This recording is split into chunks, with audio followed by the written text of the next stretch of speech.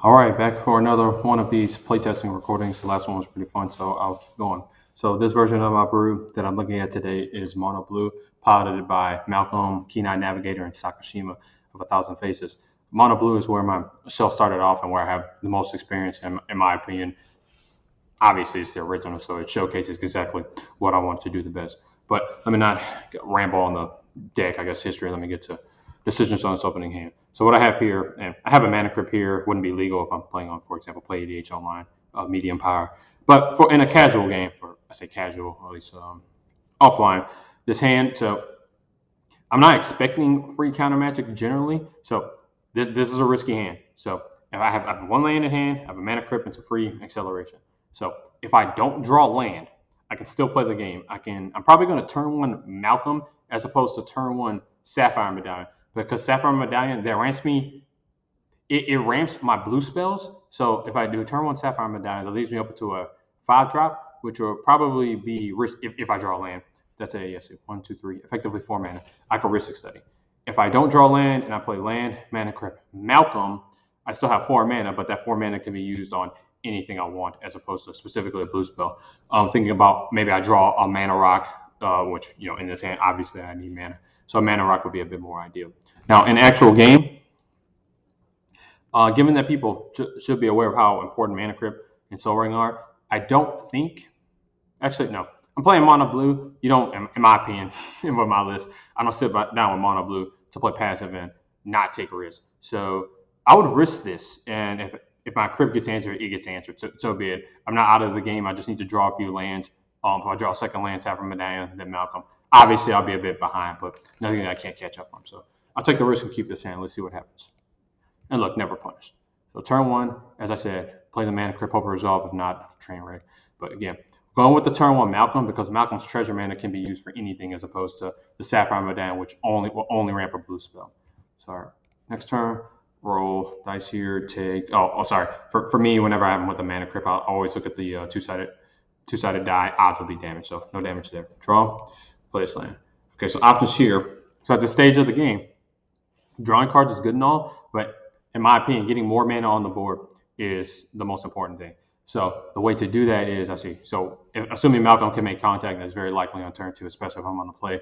That leaves me with effectively 5 mana. So let me just go ahead and do that. Malcolm attack, make a treasure, do that. Okay. So what I can do here is I could mana crypt for Sapphire Medallion, and then use this 3 mana to play Risk Study. And I would say that's the best play here. So my deck, I want to get big creatures out, I want to draw cards, and I want to produce a mana advantage as fast as possible. In this play, it's conducive to that goal. Alternatively, I could play Risk Study to start taxing my opponents, which that isn't bad. Like, don't get me wrong. So a turn 2 Risk Study is pretty oppressive, and my opponents are going to be extremely stunted if they have to sit back and basically tax every spell if they want to do anything. But again, my deck is pretty aggressive, and I'd rather get the mana out this early. So although you could argue that seeing more cards earlier would be better, I'd rather just get the mana on board and push the issue. So that's what I'm going to do. Snap this 2 here, play Sapphire Medallion here, tap 1 here, play Wait for his Bobble. There's reason to, and 100% crack it in step unless playing around Stifle, which I wouldn't even recommend playing around Stifle in these days. I would recommend playing around Opposition Agent. Do not let someone on black untap with 3 mana before you crack this Bobble. So go and get that. Okay, so moving on to turn 3. Odds damage, of course. All right, living again. And hey, look, never punish. So I'm going to play this on. So now here's the decision tree. So we got options. So my hand is loaded with card draw and manipulation.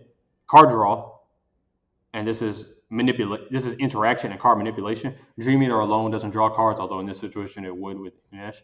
But it for sure manipulates the top deck with the Surveil 4 and then interacts. On turn 3, I highly doubt, unless someone has a start similar to me, that I need to interact with anything. So that's not high on my radar. Effectively, okay, so let's go ahead and just assume Malcolm swings and makes contact. Again, very likely on turn 3. I have effectively 1, 2, 3, 4, 5, 6, 7, 8. I have 8 mana to play with. And this is why. Oh, I'm sorry. Actually, let's take that back because this is something to consider. So one play to consider here is Sakashima pre-combat, which will take 3 mana, copy the Malcolm. And why would I do this? So if I copy Malcolm here and swing, I would get 2 treasures.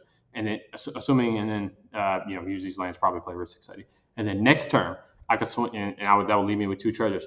If I swing with Sakashima and Malcolm, I will have 6 treasures up here and 4 lands. So with that alone, that would allow me to 1, 2, 3, 4 plus 6. That's 10 mana, 12, and then effectively a 13. I could Finale for Revelation for X equals 11, which is obviously a very high upside play if that resolves with no disruption. And honestly, that's backed by the backup plan of, okay, well, I have Unesh and Dream Eater sitting right here. If this gets disrupted, if this resolves, I probably win the game. And given that I'm definitely the clear threat, like with the start, unless someone else is basically either already won or is just equal mana presence as me on the field, this is probably the play I would go with, because it just has the highest upside. Like if this resolves this early, I'm just going to draw so many cards, and maybe I would consider delaying it if I had a little less mana, but playing Sakashima and copying Malcolm here gives me more mana. So I think this is actually indisputably the best play.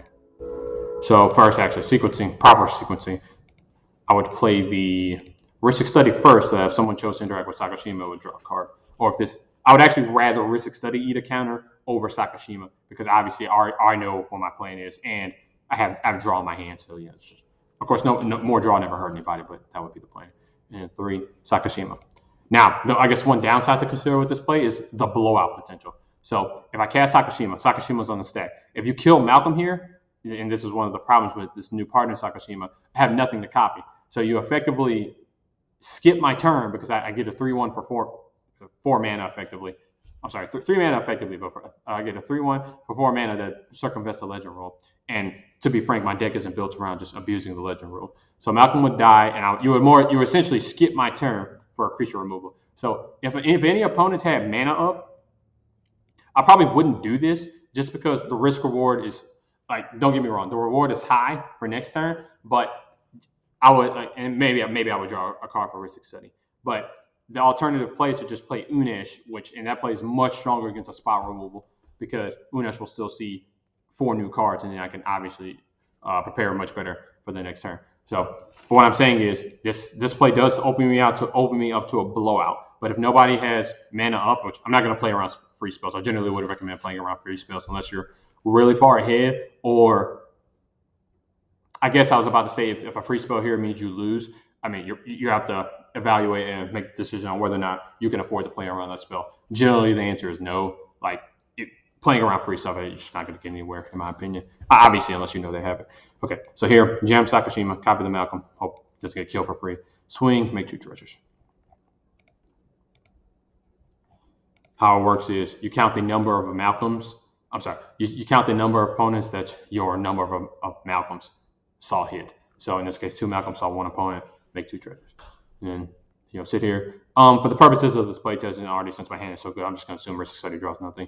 And so a thing a lot of commander players do in this situation, so let's say I got to this point, I guess undisrupted, and clearly they're already behind. So if nothing else happened and I just untapped and swung again and made contact, so 4, 5, 6, 7, 8, 9, 10, 11, 12, 13. I have 13 mana on the board. So they may be thinking, well, I'm just going to feed the Ristic Study because I'm so far behind anyway.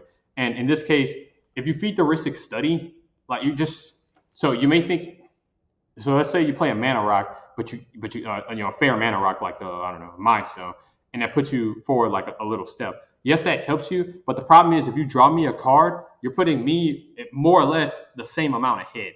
Like, and obviously, I guess that depends on the card draw. Like, you have to evaluate your play versus what they could draw. If you play in the mana rock, means that no matter what, next turn you can 100% Supreme Verdict, then it's probably worth it, because at this point you need a big play to catch up. But if all your mana rock means is you can play your 4/4 next turn, it's probably not worth giving me another card, because you're already behind, and what you think is advancing you is also advancing me. The best metaphor I can use for it is if we're running a race, and let's say with this silly start, I started 10 meters ahead of you, and we have we're connected by a device where it's like this. Every time you advance forward, it pushes me forward just as much. So that's kind of how Ristic Study works. If you don't pay the tax, you push that person that much farther ahead. So sometimes, and again, a lot of commander players don't do this, sometimes the right play is to simply do nothing and be patient. So, but again, it takes a lot of experience, and you can definitely argue multiple ways. But sometimes the plays will just do nothing and play patiently so that you don't keep, in my opinion, shooting yourself in the foot. So again, for the purposes of this test, let's say this draws nothing, and we'll just go to the next turn. All right, odds damage. Okay, so I'll take 3 here. Generally, this hand is so aggressive, and this deck is so aggressive that the light total doesn't matter. It can become relevant in grindier matchups or against an aggressive deck low to the ground, but we'll talk about those edge cases here and there. Okay, so no land drop this time. Actually got punished, but heck, as this deck is designed to do, it's even more card draw. So even if this got answered, Ganwick, like every single card in my hand sees more cards. So that's kind of the philosophy of this deck. Just keep dropping problematic permanents and or spells that keep drawing into more problems. So essentially, to beat the deck, you essentially have to stop everything, and no one can feasibly do that and still have a realistic chance of winning the game outside of a stacks deck. But in my opinion, stacks is inverse combo. I won't get too much into that. But back to its actual playtest. So get to combat, swing both Malcolms, make 4 treasures. Sorry, I don't know of a fast way to make the treasures. Okay, so this will happen. So I don't know if my calculation, I assumed a land drop, but I shouldn't have. But let's see. So we got 1, 2. 1, 2, 3, 4, 5, 6, 7, 8, 9, 10, 11. I didn't, so that's good. So yes, I will 100% in this situation. If there was no blue mana available, I would go for this big finale. If there was 1 blue mana up, I would probably play Unesh.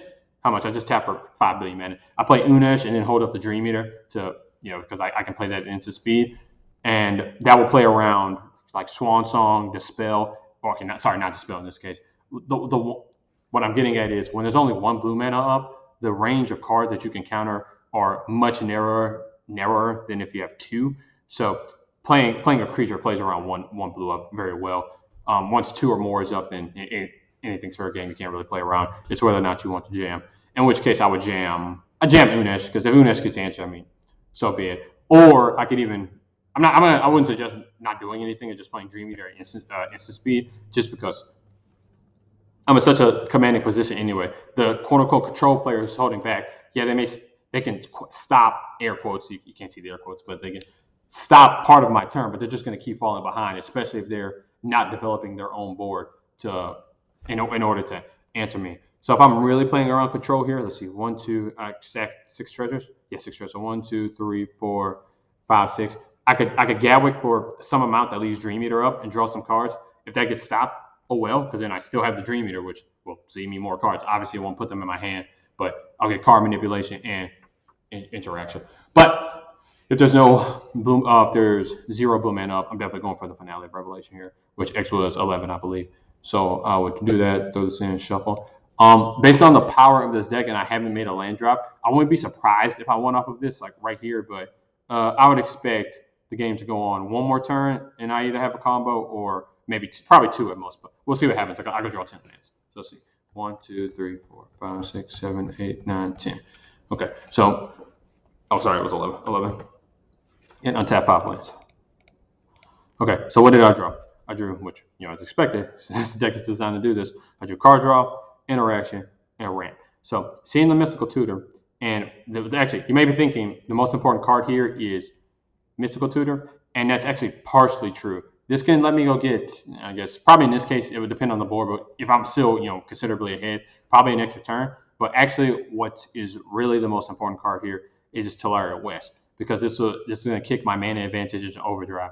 I can tutor for Nykthos, Shrine of Nyx, and then I get rewarded for more mana for putting more permanents onto the board, which is generally what I want to do.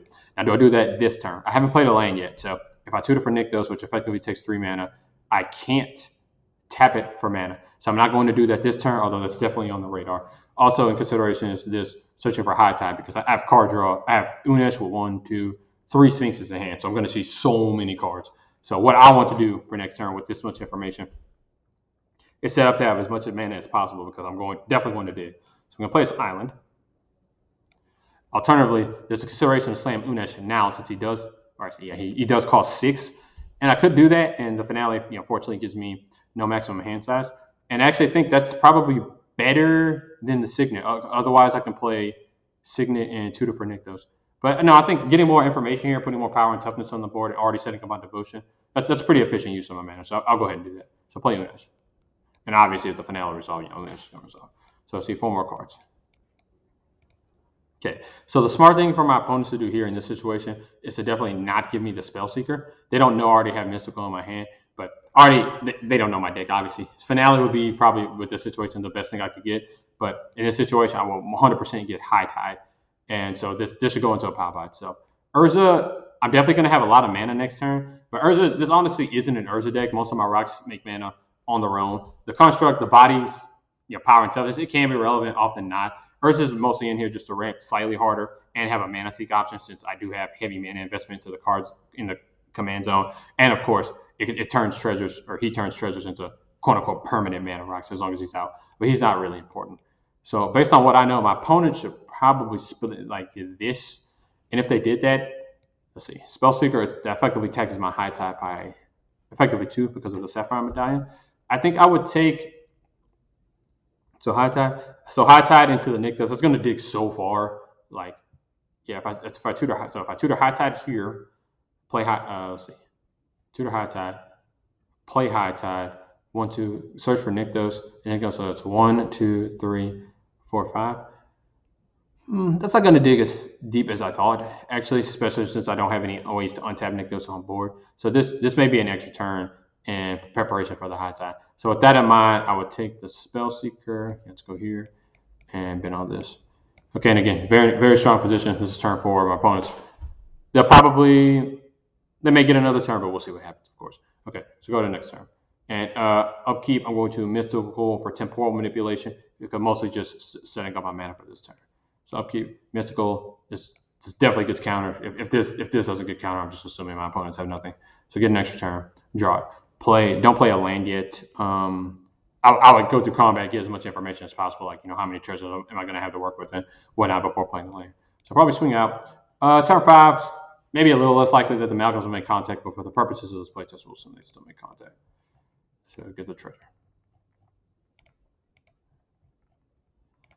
So first thing I would do here is to make sure the extra turn actually resolves. So it's 4 mana and can fight over a counterspell. But as I said, if I got this far, I would assume nobody has anything. Or if they're tapped, if they were tapped, I would not play the finale. But it's probably a safe assumption. Play as capture. Let's assume it resolves. And then after capture, so we know I have a whole nother turn after this. So my focus now needs to be get permanent mana on the board. So what I would do next is 1, 2, 3. Yeah, 3. Go to 3. Go to 1. Cast this Arcane Signet. And then 1, 2, 3. Transmute to Solaria West to go get Nykthos. I was doing some math in my head trying to maximize the number of blue pips on board before doing this, but this is fine. All right, get Nykthos. Crack it. Or crack these treasures to tap it. 1, 2, 3, 4, 5. Nykthos counts the number of blue devotion you have. When Sakashima is copying something, he copies his mana cost as well. So that'd be 1, 2, 3, 4, 5. So 5 mana. With 5 mana, I use the energy to count that. Use 2 of it. Play Spellseeker. Go grab High Tide. 100%. And then use this 3, which this Sphinx of Foresight down there effectively costs 2 blue with the Unas reduction. So use 2. Cast this. See 4 more cards. 1, 2, 3, 4. Take the Thought Vessel here. Recurring Insight will be, it's fine, but it really won't matter. I have all the draw power in the row and play Thought Vessel. All right, so about to go. So no mana left, or 1 mana left. But actually, yeah, 1 mana left, I believe. Or maybe I miscounted. I won't use that because it probably won't matter. Okay, so about to go into the extra turn with 1, 2, 3, 4, 5, 6, 7, with 8 devotion, making 4 treasures. It's very unlikely my opponents get another turn. I'm going to make this into 2 parts because I need to hop off for something. But let me end this right here, and I'll pick right back up going into the extra turn.